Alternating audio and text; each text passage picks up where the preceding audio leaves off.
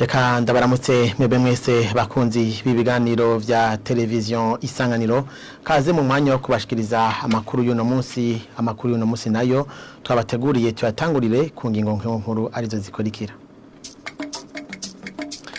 Ibanki y'isi yose ngo igiye gutanga uburyo bw'amafaranga ashika muri ari byo amafaranga y'abanyaburaya ku migambi ishika kuri 15 iriko irerangurirwa hano mu gihugu c'u Burundi. Ibintu byashikirijwe mu nama iyo banki yagiranye na bamwe mu barongoye iyo migambi hamwe n'abafasha mu gushira mu ngiro iyo migambi. N'amashira hamwe hakorera mu gisata cyo gucungera ibintu arasabwa gushira imbere ibiganiro iyo habaye amatati ku kazi.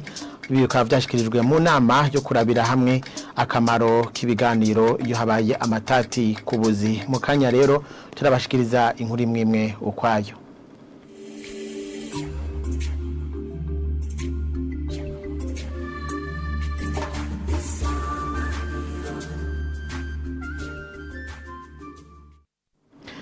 Reka rero tubahe ikaze mwidonido ryano makuru tugiye gutangurira mu gisata c'agateka kazi na muntu.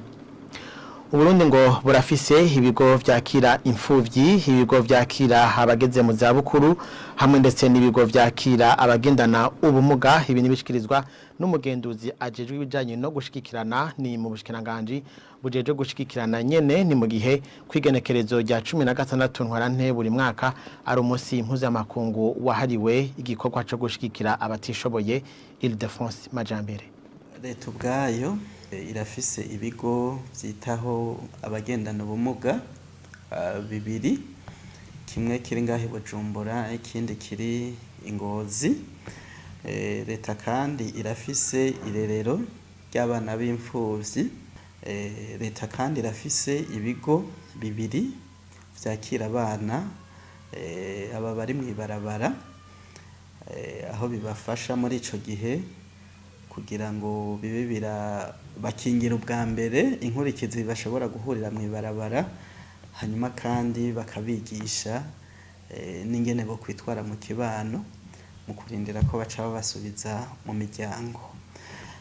Hambavu y'ivyo bikorwa rero vyo mu bigo hariho no guca dushigikira abariko barabikora, baba amashira hamwe adaharanira ivyicaro vya politiki, baba imigwi y'abantu yagiye hamwe nk'amashengero canke abandi bantu bagiye hamwe kugira ngo bafashe.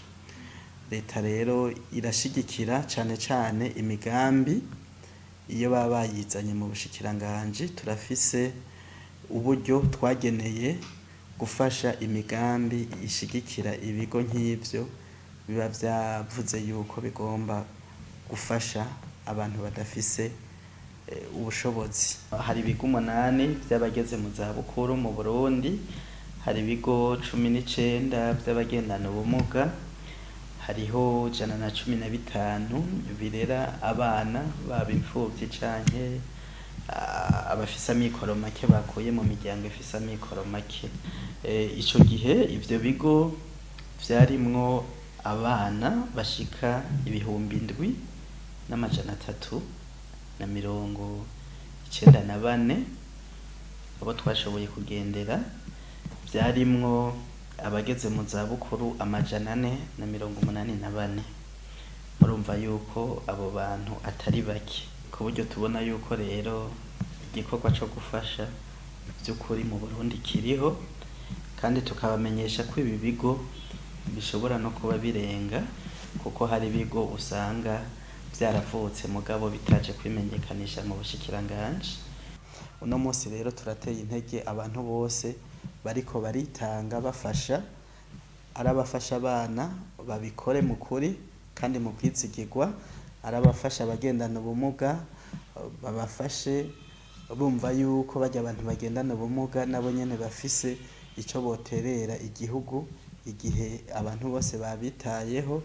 Arabafasha bageze mu zabukuru mu Burundi babikore bumva yuko bariko barashigikira abagize nabo nyene uruhara mu iterambere ry'igihugu, kuko urinze ugera mu zabukuru twizera neza yuko uba ufise ico watereye mu iterambere ry'igihugu. Dutera kamo nabo baba bafise uburyo, murumva yuko uburyo leta itanga twemeza yuko tudashika hose uko twari twifuza kuhashika.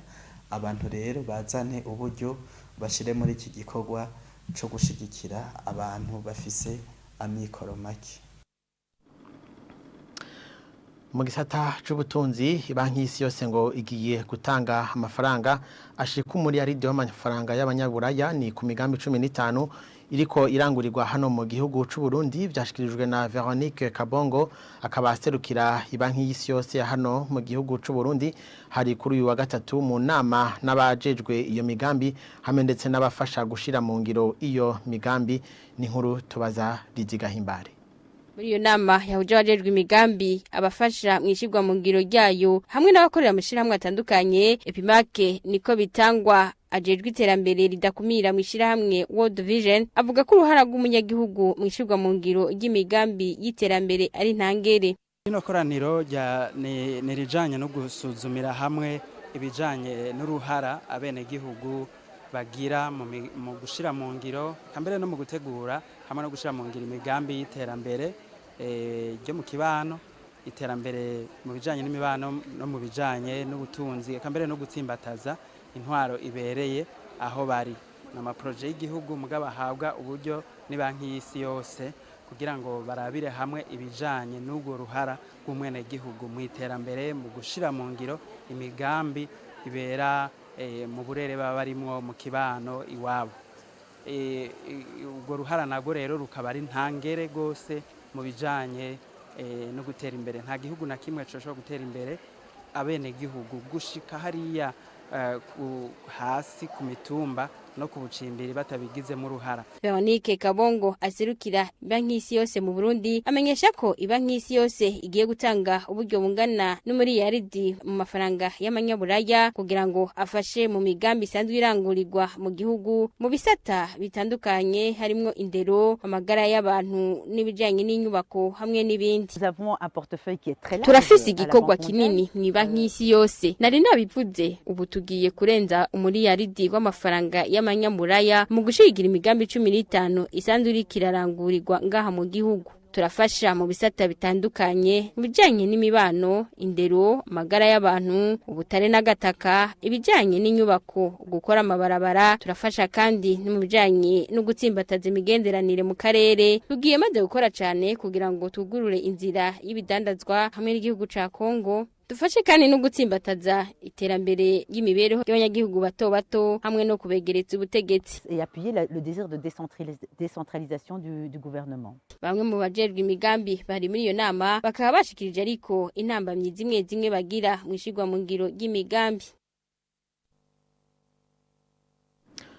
Tubandanye nano makuru abakorera mu gisata cyo gucungera ibintu bahamagarirwa gushira imbere ibiganiro iyo habaye amatati ku kazi. Ibi bikaba byashikirijwe mu nama hari mu ruganda rwo kurabira hamwe ibijanye n'akamaro k'ibiganiro ku kazi iyo habaye amatati. Bamwe mu bitabiriye iyo nama bakaba basavye yuko mu bisata bakoreramwo naho hoshigwa imigwi ijejwe ibiganiro n'inkuru ya Jean de Dieu irakoze. Igisata c'abacungera ibintu n'abantu kirangwamwe ibibazo nkuko bishikirizwa n'umukuru w'umugwi ujeje gukinga no gutatura amatati y'akazi. Kubwiwe ico gisata nicotera imbere hatabayemwe ibiganiro vy'akazi. Ahamagarira abakorera muri ico gisata gukomeza umuco w'ibiganiro iyo hadutse amatati. Ce secteur ne pourra pas se développer avec la multiplication de conflits de travail.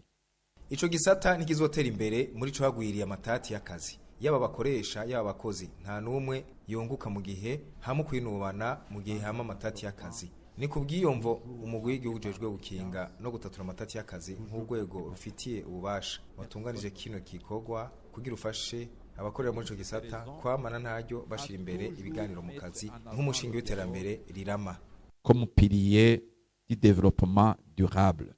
Bamwe mu bitavye urwo ruganda basaba ko imigwi ijeje ibiganiro yoshingwa mu bisata bakoreramwo. Umunganizi w'umushikiranganje ajejwe abakozi n'akazi mu ijambo ryiwe yashikirije ko kuva mu 2015 hashinzwe imigwi itandukanye ijejwe ibiganiro ariko anegura ko yinubwe idakora neza. Depuis l'année 2015, le CNDS a piloté une campagne de mise en place des comités.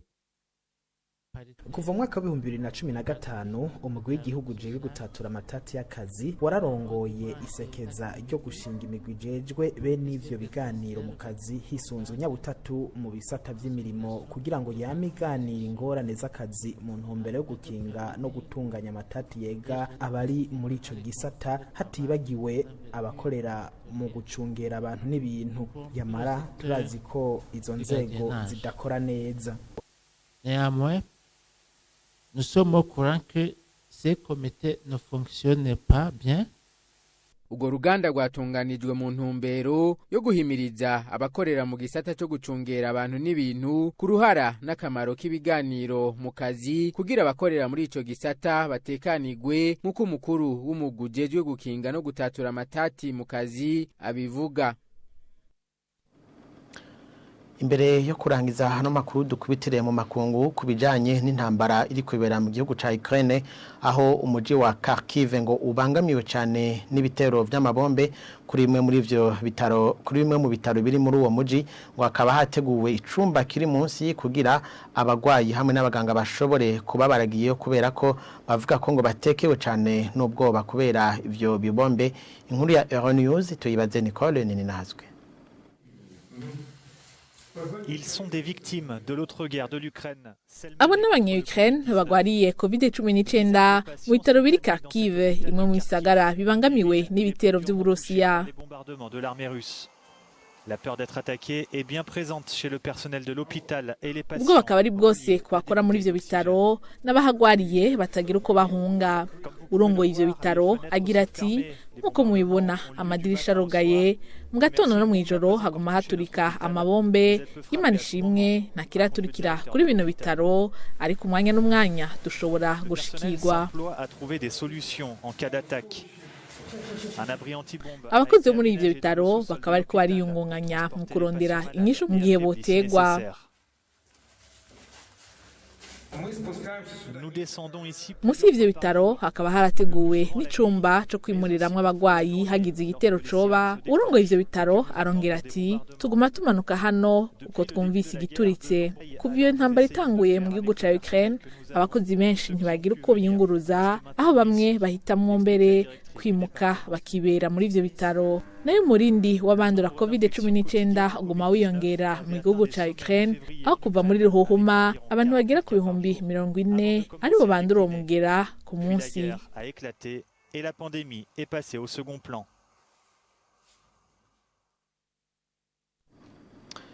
Nina hano kuri no nkuru yo mu makungu duce turangiriza ko hano makuru twabateguriye uno munsi. Reka rero tubashimire mebe mwese mafasha kanya ko kuyakurikira. Dushimire kandi n'abagenzi banje bo mu ruganda bamfashije gutorokanya hano makuru. Mbandanye ndabifuriza kubandanya mukurikira n'ibindi biganiro vya televiziyo Isanganiro.